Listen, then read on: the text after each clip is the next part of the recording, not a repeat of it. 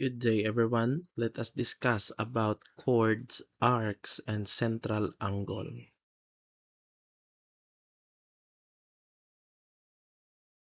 So circle is a set of all points with the same distance from a fixed point called the center. So in this example, we have a circle A, or we have this symbol that represents circle, then we have a letter A because A is the center of the circle. So here, point A.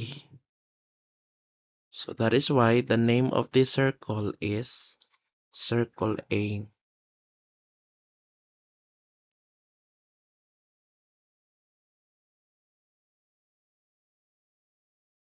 Now, what is a radius?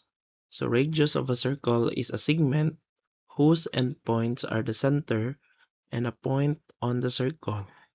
So in this example, we have line segment AJ here, line segment AJ, line segment AN, and line segment AE. So all of these are the radii of circle A.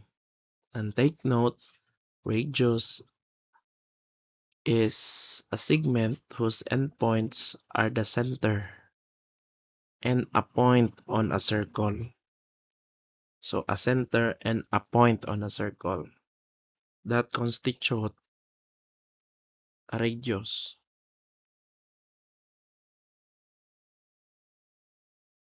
Next is chord. Chord of a circle is a line segment that has its endpoints on the circle. So we have line segment L, E, line segment J, E, and line segment E, N. Okay, so all of that are chords of circle A. So always remember that it is a line segment that has endpoints on the circle. Ba? So from line segment LE, so L is a point on the circle. E also is a point of a circle. So that is why it is called a chord. Next example is diameter. So diameter of a circle is a chord that passes through the center of a circle. So take note, yung diameter ay isang klase ng chord. Pero ang kaibahan lang nito sa ibang chord ay ito ay dumadaan sa center of the circle. So here we have the center of a circle as point A. So point A dito sa dumadaan yung diameter. So the example is line segment J to E. So that is a diameter and also a chord. Okay, next.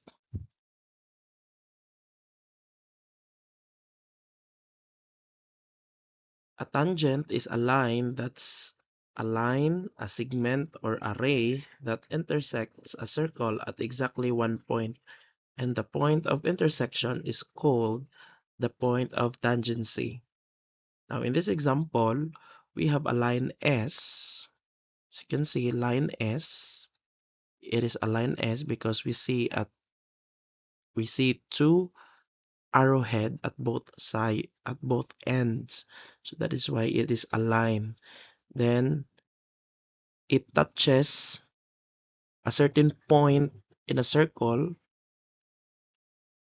which is called the point of tangency, and the point of tangency here is point L. So point L,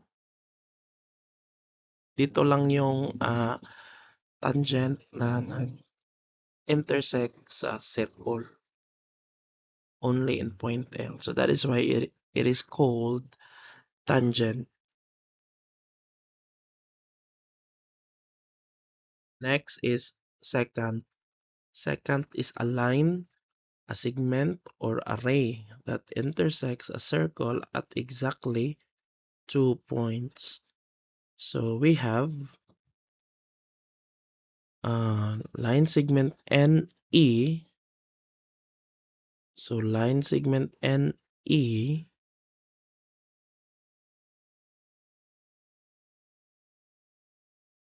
yan, and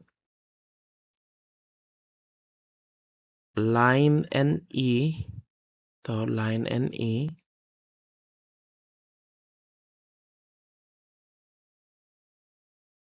and ray NE. So dito ray NE dito, and then papunta ng NA at dito tatagos dahil ito ay isang ray.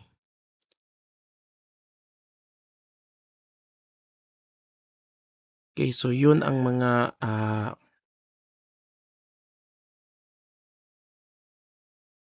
terms na related to circle for us to able to understand the discussion on the next lessons.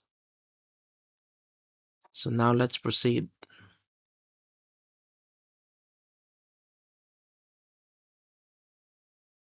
So now let us discuss what is arc. So arc is a part of a circle between any 2 points. It is measured in terms of degrees. And arcs can be classified as minor, semicircle, and major.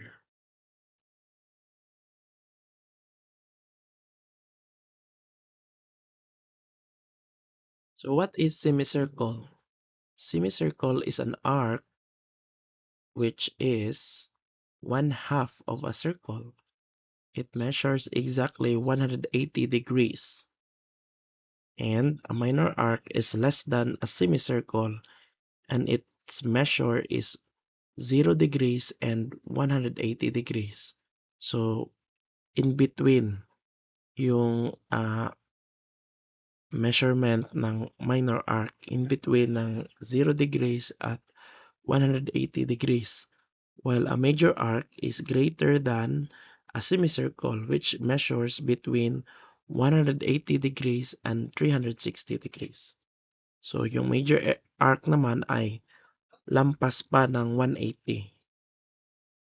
At yung minor arc ay mas mababa pa ng 180. At yung 180 degrees ay tinatawag na semicircle, which is ito ay kalahati ng circle.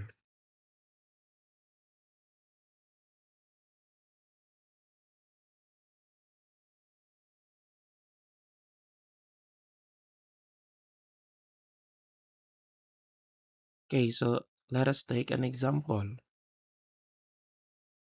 So, here, a minor arc is named using the two endpoints of the arc. A semicircle is named using 3 points. The first and the third points are the endpoints of the diameter, and the middle point is any point of the arc between the endpoints. In cases where there are only 2 points given on a circle, the semicircle is named using the 2 points. Lastly, a major arc is named using 3 points. The first and the third are the endpoints, and the middle point is any point on the arc between the endpoints. So now, using this example we have here, a circle A because the center of this circle is point A. So therefore, the name of the circle is circle A. Now, what are the semicircles here in circle A? So we have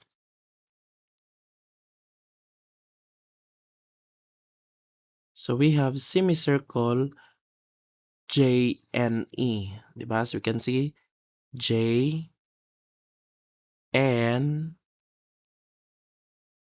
and E. So diba? ito ay kalahati ng isang buong circle. Then pwede din dito J, L hanggang E, di ba? So ang kabilang parte naman yung JLE. Semicircle JLE. And take note, may tatlong points ang ginamit upang ma-identify natin yan bilang isang semicircle. So sa circle A, may dalawang semicircle. Semicircle J and E and semicircle JLE. Now, let us find minor arc. Now, the minor arc here is one example of minor arc here in circle A is minor arc JN. Here J until N lang. So J until N dito at sa J, yan ay tinatawag na minor arc. Diba? So kung ating i-analyze ito, yung arc JN ay mas maliit lang compare ng semicircle. So base sa ating description kanina, pag yung angle or yung degree ay mas mababa pa ng 180, therefore it is a minor arc. Diba? Kung ating i-analyze yung minor arc JN ay nasasakop ng semicircle JNE, 'di ba? Sakop ang minor arc JN sa semicircle JNE. Kaya mababa ito sa 180, 'di ba? Next, how about major arcs? So the major arcs here in circle A are major arc JLN, 'di ba? J dito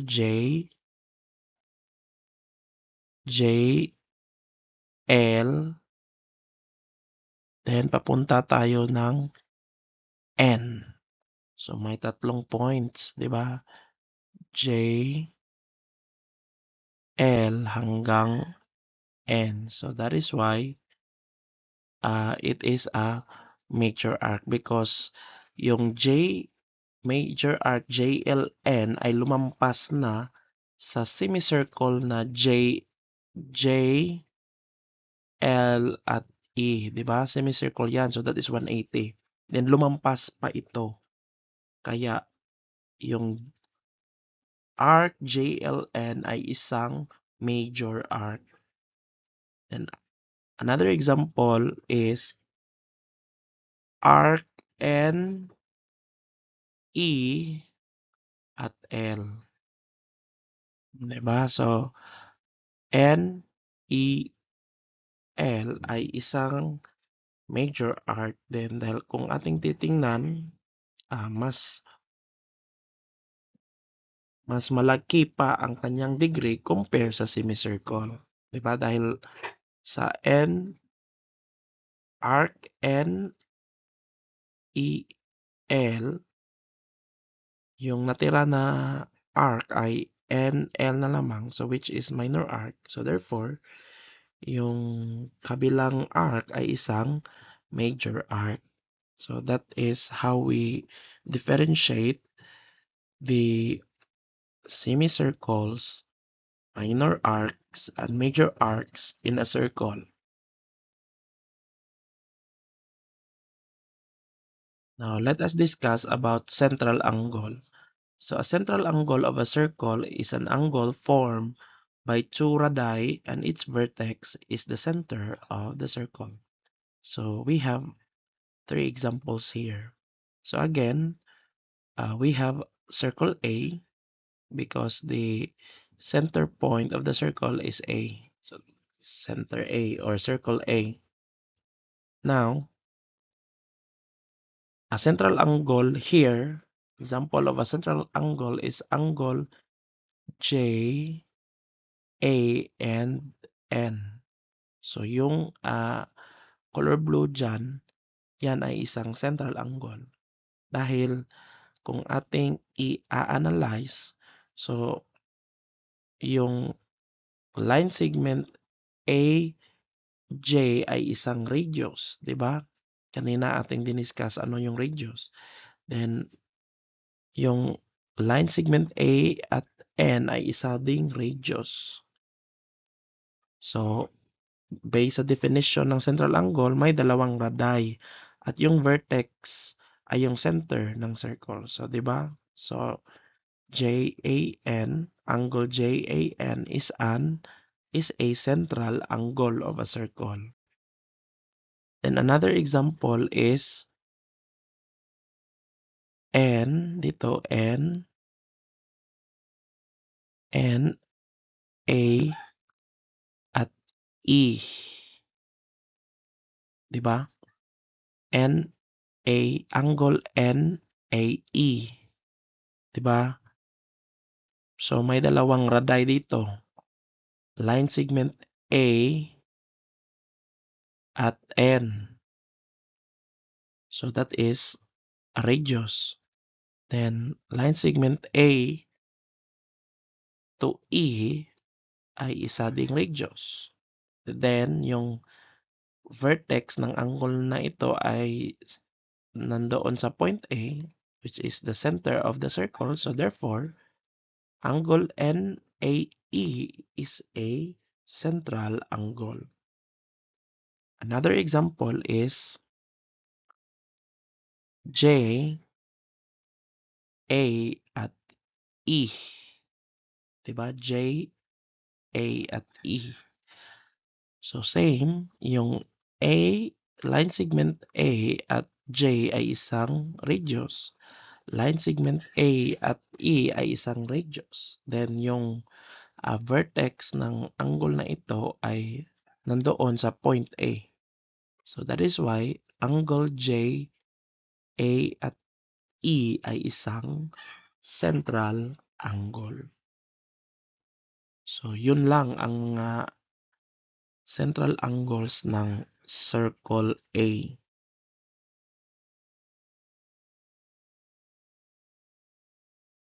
Next. So an intercepted arc is created when lines or subsets of a line cuts across a section of the circumference of a circle. So example. So we have a minor arc LN here, di ba? L hanggang N. So it is a minor arc because it is, as we can see, it is below 180. So mas mababa pa ito sa semicircle. So that is why it is a minor arc. And arc LN intercepted by inscribed LEN, di ba? So we have an angle here L E at N. So yung angle L E N here ay isang inscribed angle. So malalaman natin sa mga susunod na slide kung ano ba yung inscribed angle. But dito, LEN ay isang inscribed angle at yung arc dyan na nag-intercept sa inscribed angle na LEN ay tinatawag na intercepted arc. So meaning to say, arc LN is an intercepted arc of angle LEN. So nakuha. Another example. So here, yung arc JN, J hanggang N. So kung ating i-categorize ito, anong klaseng arc ito? So ang klase ng arc na ito ay isang minor arc, 'di ba? From J to N lang eh. So it is an so arc JN is a minor arc intercepted by angle J, E at N, 'di ba? Angle J, E at N. So itong arc na ito ay tinatawag na intercepted arc ng angle JEN at, 'di ba? Angle JA at N, 'di ba? So may dalawang angle diyan, JAN at JE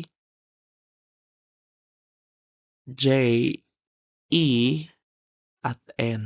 So may sa dalawang angle 'yan, sa dalawang angle na JEN at angle JAN, may isang common, may common intercepted arc ang dalawang angle diyan, which is arc JN.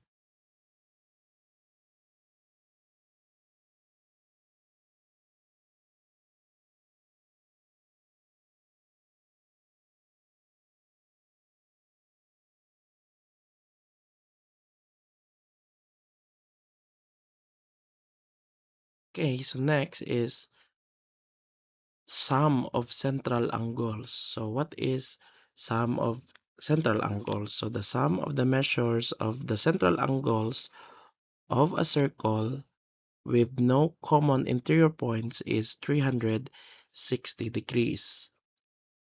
So the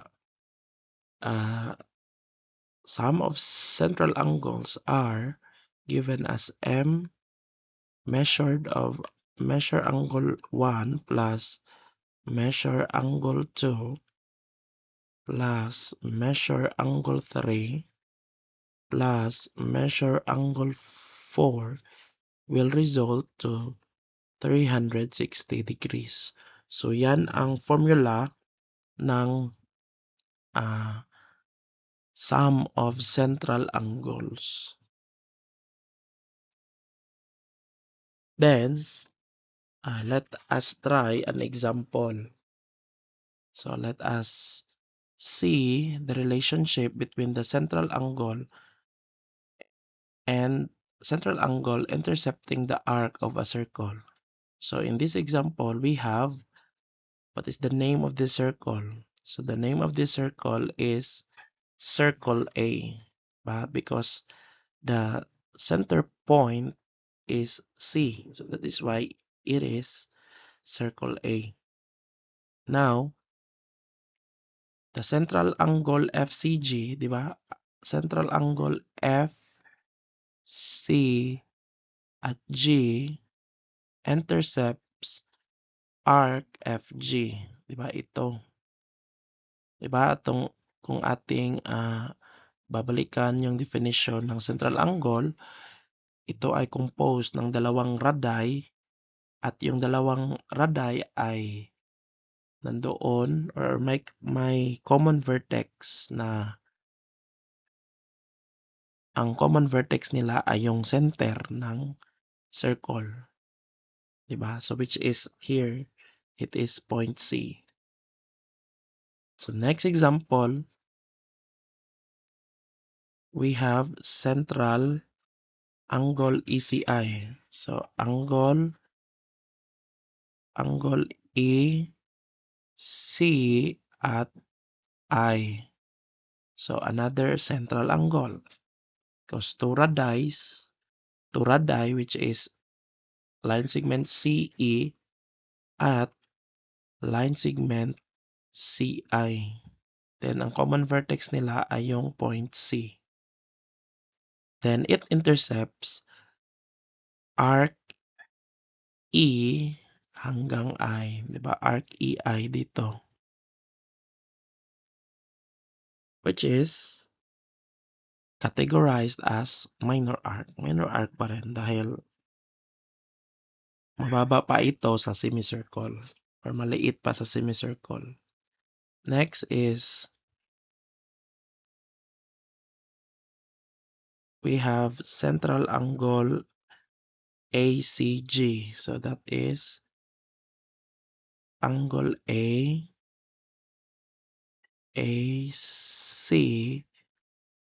at G.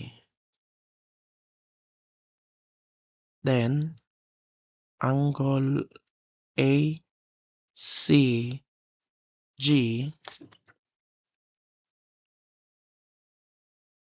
intercepts